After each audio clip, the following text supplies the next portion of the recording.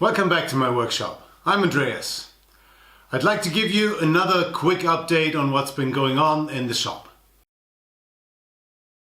Recently I finished my crosscut sled for my table saw and the video has been doing great. It's been getting a lot of views in a short time, so thank you very much for all your interest. But what's also been great is that many of you have commented on the different issues that I mentioned in the video. So I got a lot of positive feedback and a lot of constructive feedback on how to improve the crosscut sled and what mistakes I might have made building it. So it turns out that I learned a lot about my table saw, and much of which is not so positive. So I realized that this table saw is probably not as accurate as I would have wished it to be. But for the moment I have to live with it. But I have also got a couple of ideas about how to improve that crosscut sled, or perhaps make version 2 at some point in the future, which might eliminate some of the problems that I was facing. At the moment I'm working on something that I call real-life Minecraft display.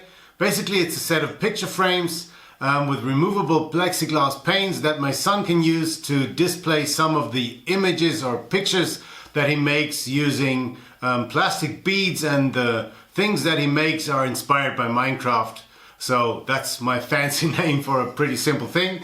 I've already prepared these little cleats with miters that are going to turn into the picture frames, and I hope to finish it over the next couple of days. So you're going to see a video in the next couple of weeks as my time allows. I also have got an idea to improve my table saw. While I was building the crosscut sled, I had some problems that I thought I could fix with something that I have in mind, but I'm not yet sure if it's actually going to turn into something to show off, so stay tuned for that. Recently I started to include a section called What I Learned in my videos, and the feedback on it has really been great. Many people have mentioned it in the comments that they like that, and I'd just like to explain a little what my thinking behind this is. I really enjoy learning new skills and sharing what I learned with others. That's one reason why I've become a teacher. And I know that some of my students also watch my videos, and I want to show them that their teacher is also a learner. That I learned new stuff, that I make mistakes, that I try to learn from them, and therefore that it's not a bad thing to make mistakes and not to be good at something as long as you're willing to learn. I also want to highlight that YouTube can be a place for learning and for community. Now, for you who are watching this, it's probably obvious, but there are a lot of adults, and among them many teachers, who still think that YouTube is a place where young people post pointless videos. And of course there are pointless, abusive, offensive videos on YouTube, but of course you all know that there is great stuff, that there is learning going on, that there is community building going on, that people share their knowledge and their skills. And I want to be part of that, and I want to shape this actively, and I also want to highlight that this is possible, and I want to make my own experiences how this is possible and how we can do that. I think YouTube is developing into a medium of its own, like newspapers or TV.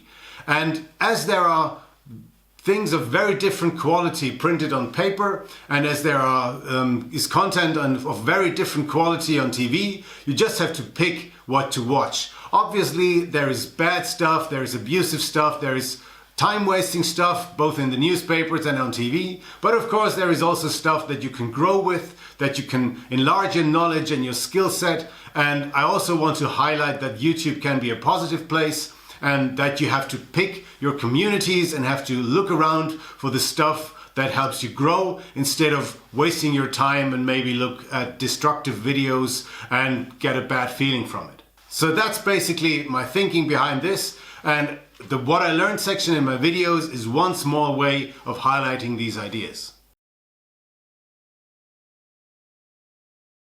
I'd like to pick up the idea of a channel shoutout, something that I saw Shogun Jimmy do recently, and I think it's a great way of sharing a sense of community and of making woodworking channels more widely known.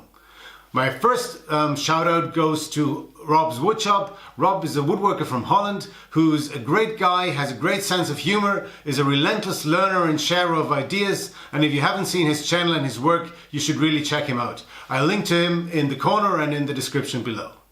The second shout out goes to Opa's Workshop. Opa's from the US, and he's also a great guy, has a fabulous sense of humor, is a great community man as well, and he does very interesting work. So if you don't know his channel, go check it out. I'll link to it in the description in the corner, and of course to Shogun Jimmy's channel as well. I also got a lot of stickers since the last update, so I'm just going to show you which one I got.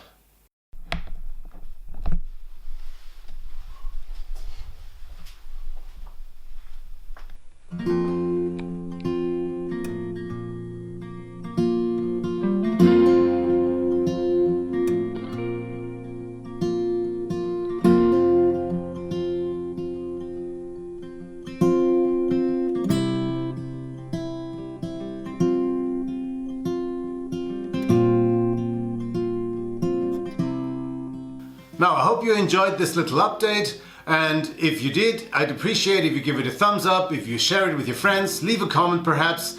I'd be interested in what your learning experiences in YouTube are, for example. And if it's your first time here and you like what I do, I'd appreciate if you subscribe to my channel. Now, I hope to see you back soon for the next step on the woodworking journey. Bye bye.